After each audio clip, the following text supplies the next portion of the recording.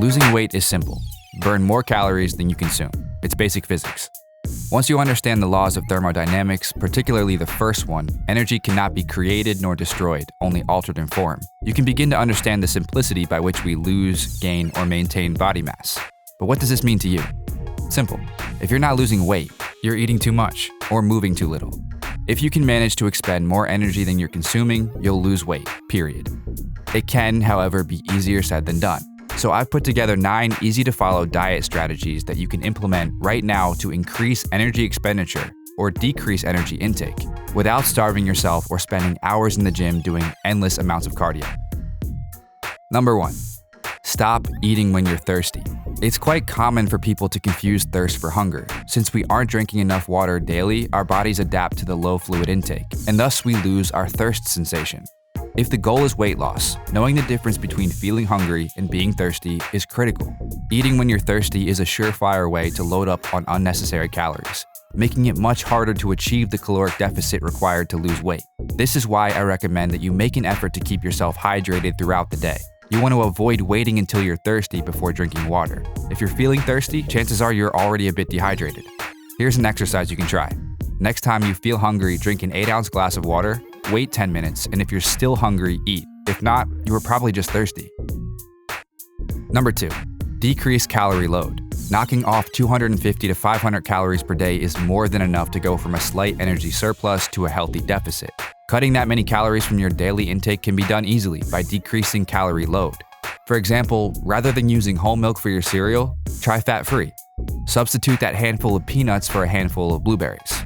If you're a fan of peanut butter and jelly sandwiches, ditch the bread for rice cakes. And drink water instead of juice or pop. These may seem like small, insignificant changes, but enough of them in the day should be more than enough to move the needle on the scale. Number 3, have a late breakfast. Pushing breakfast back as far as possible, otherwise known as intermittent fasting, may very well be the simplest way to reduce calorie intake without starving yourself. The mechanism by which intermittent fasting works for fat loss is quite simple. Every day, our bodies go back and forth from a fed state to a fasted state. Delaying our first meal for as long as possible extends the time we spend fasting. Because most of us have breakfast upon rising and don't stop eating until late at night, we tend to spend more time fed than fasted. By allowing us to spend more time in a fasted state, we reduce the amount of food we're consuming daily, thus reducing the overall calorie intake effortlessly. Not only will it aid in fat loss, but intermittent fasting is shown to increase insulin sensitivity, have anti-aging effects, increase growth hormone production, reduce inflammation, increase metabolic rate, reduce oxidative stress, and increase brain health. The most popular window for intermittent fasting is fasting for 16 hours and having an 8-hour eating window. So if you stop eating at 10 p.m., then the next time you would eat wouldn't be until 2 p.m. the next day. This works well for individuals who have busy mornings. You don't have to worry about food until the afternoon, and you can spend your morning being productive. Number 4, don't waste your willpower. It's no secret that willpower is, in fact, a limited resource. Think of it as an energy bar in a video game. And every time you have to make a choice, you drain the bar a little bit more. This is why most people are more likely to stick to their diet early on in the day, but then cave into cravings at night. Too many decisions are draining their willpower. So although most fitness gurus will tell you that you have no discipline or that you don't want it bad enough, it's not always the case. It's easy for them now because they've made those choices long enough for them to become habits. Once they're habits, they don't require as much willpower. Unfortunately, though, reaching that level takes time and effort. For now, practice avoiding unnecessary decisions. For example, if you're craving a brownie at bedtime, it's going to be hard to resist if you know it's in your fridge, especially once you start thinking about the creamy goodness it becomes when you dip it into a glass of cold milk. Don't want to cave to chocolate cravings at night? Don't buy brownies. Buy apples instead. Number 5, eat your veggies. Eating 500 calories worth of broccoli is far less likely than getting the same amount from a box of donuts. This is due to food volume and fiber content, making vegetables far more satiating than sugary snacks. If you want to avoid testing your willpower due to food cravings caused by hunger, add 1 cup of vegetables to each meal. Not only will this limit the number of calories we can fit on our plate, but the sheer volume of food will keep you satisfied for a more extended period. Number 6, eat more protein. Due to its slow absorption, protein is the most satiating macronutrient of them all. Similar to broccoli, it's going to be much more difficult for you to get 500 calories from chicken breasts than it would be from a box of Oreos. Not only has it been proven that a higher protein intake is superior for preserving muscle mass in individuals who have been restricting calories for a prolonged period of time, but it's a great way to reduce appetite, making it much easier to stick to your diet. Number 7, get caffeinated. Our body burns calories in a few different ways. Number 1, basal metabolic rate, the calories we burn from being alive and performing normal bodily functions like breathing and keeping our heart beating. Number 2, thermic effect of food, the calories burned from processing the food we consume. Number 3, exercise activity thermogenesis, the calories burned through exercise. Number 4, non-exercise activity thermogenesis, the calories burned from a non-exercise activity like standing up, sitting down, and brushing your teeth, to name a few. These 4 things determine your total daily energy expenditure. If we can manage to expend more calories than we consume, we'll lose weight. Want to burn more calories while increasing energy, enhancing your mood, and reducing the risk of deadly disease? Drink some coffee. Caffeine has been shown to increase energy expenditure, making it easier for you to achieve a negative energy balance. Number 8, take the stairs.